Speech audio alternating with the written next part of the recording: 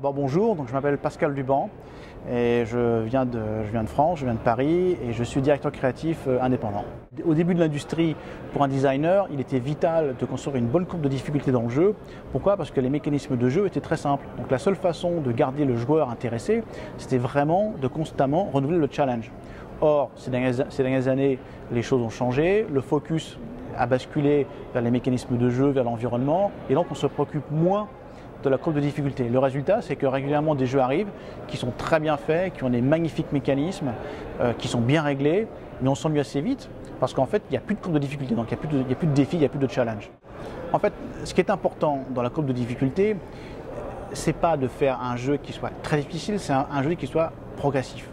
C'est-à-dire on peut offrir un vrai défi aux joueurs, même aux joueurs occasionnels, mais il faut le contrôler. C'est-à-dire que le début du jeu doit offrir un défi, mais il doit être simple. Et petit à petit, on introduit une après une les difficultés. Un bon exemple, c'est, je pense que Blizzard est passé maître dans cette approche. Leurs jeux, en fait, dès le début, ils sont prenants. Dès le début, il y a du vrai challenge. Et les difficultés, les features arrivent les unes après les autres. Donc on apprend progressivement. La difficulté monte de manière très significative et c'est accessible à tout le monde. Et ce qui se passe souvent, c'est qu'en fait, on n'y pense plus. Ou c'est quelque chose qu'on fait à la fin.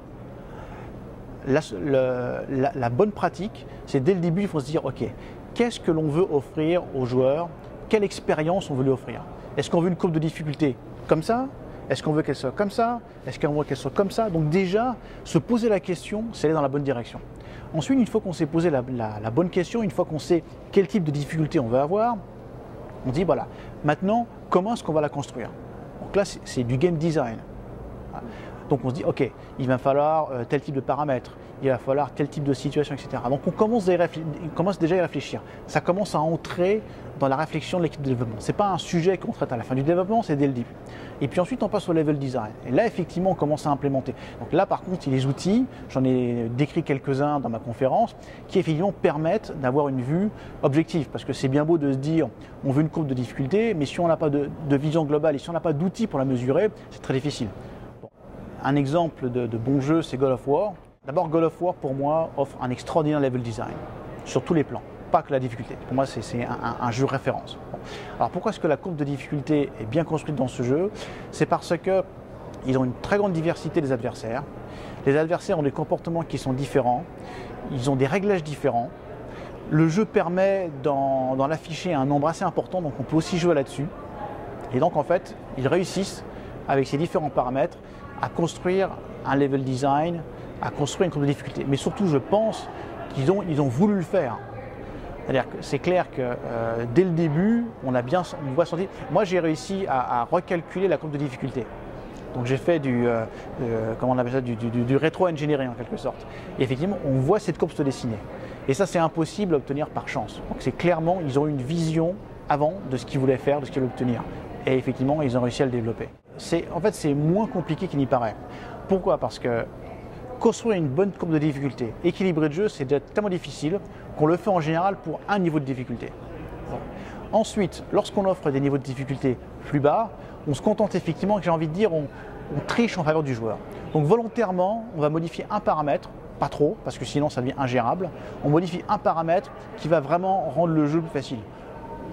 Les adversaires tirent comme des pieds, on a plus de munitions, on a plus de vie, etc. Bon. Et à l'inverse, si vraiment on augmente le niveau de difficulté, là par contre, c'est l'excès inverse. Tu veux de la difficulté, tu vas en avoir. Donc on booste vraiment la difficulté, et si le jeu n'y arrive pas, c'est pas grave. Puisqu'en général, il a vraiment voulu la difficulté, et deuxièmement, il peut toujours revenir en arrière d'un cran en dessous. Donc c'est moins problématique. Bon.